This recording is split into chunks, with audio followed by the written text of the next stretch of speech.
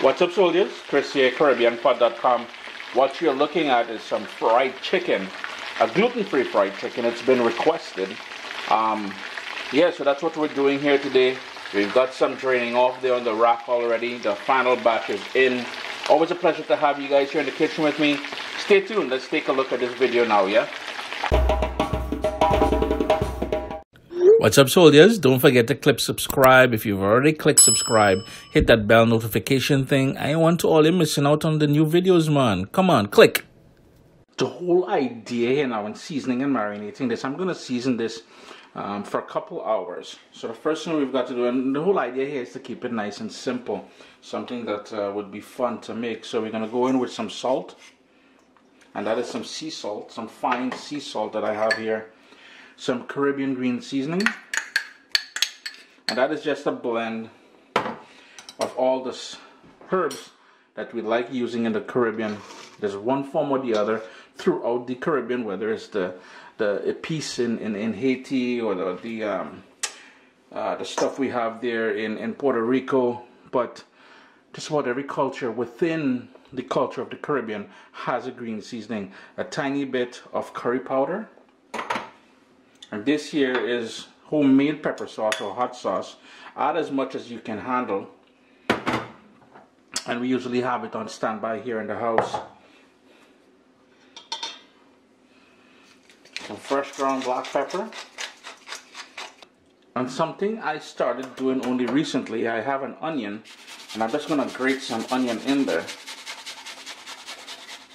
Adds a wonderful flavor to the marinade and to the chicken there. And all you want is about half of that grated onion. Just gonna scrape all that down in there, and all you want to do is give that a mix. But we do have one more ingredient to go in there, and that is some cornstarch. A couple tablespoons of that cornstarch. And if you're wondering why am I using cornstarch, it's because it's going to help create a nice little crust on the outside for me while keeping it gluten-free as well, because this is one of those recipes which was requested. People are always looking for a crispy fried chicken which also happens to be gluten-free as well. So that's about it. We're going to allow that to marinate now for a couple hours, as I said, in the fridge, and then we're going to get to frying. Quickly show you my setup here. So I took out the chicken out of the fridge about 20 minutes ago just to bring it back up to room temperature, so that chicken is there. Then over here I have my cast iron pan coming up to the perfect temperature with vegetable oil.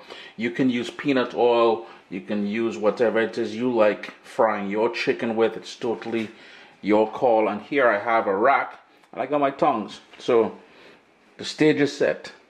I'm just trying to get anywhere about 350 to 360 degrees on that oil. You're going to see whispers of smoke coming up. Boom, bam, we're ready to go. Couple things to mention. You will notice I didn't go too high up with the oil. It's probably about half the way up. The second thing is, once you start putting the chicken in there, the temperature of the oil will drop. So try not to crowd the pan or the pot that you're using too much. And all we're doing is just placing that chicken in there.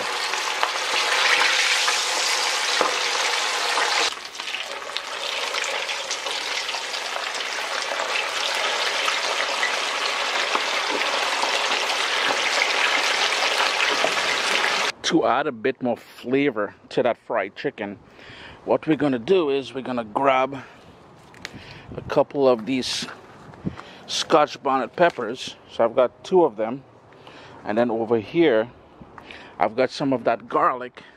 You don't mind the backyard, it's messy. I got construction going on in the house, but I've got some of that garlic that I planted and I harvested. So we're going to grab some of this garlic. I've got another fried chicken recipe I want to share with you guys, but for now, oh, and the other thing, let's go over here. I will grab some of this fresh thyme.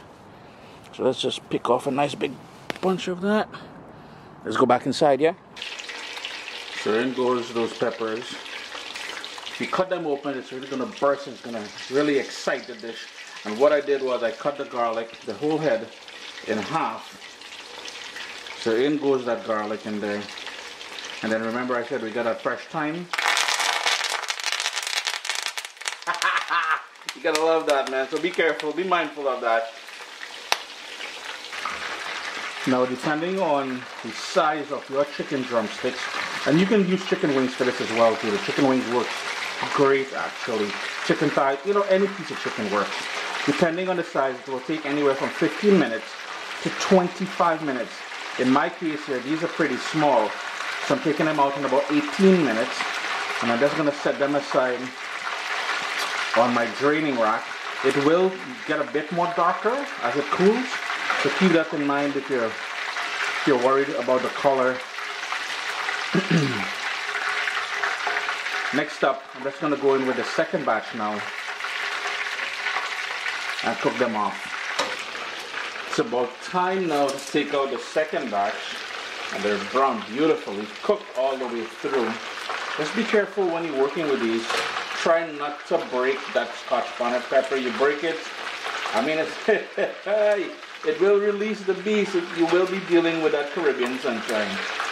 Chris here, caribbeanpot.com. Always a pleasure to have you guys here in the kitchen with me.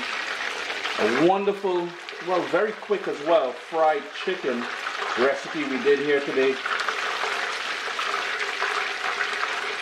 Yeah, so I got 3 more fried chicken recipes to share with you guys.